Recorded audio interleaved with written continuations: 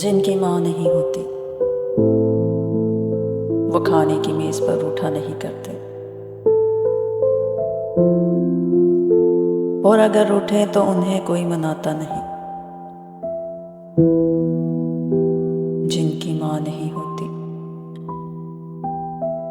उनको कोई नहीं बताता कि चांद पर चरखा काटने वाली बुढ़िया से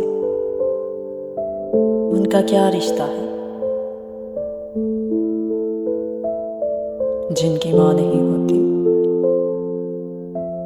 घर से निकले तो जमाने की धूप से बचने के लिए उन्हें दुआओं की छतरी दस्तयाब नहीं होती।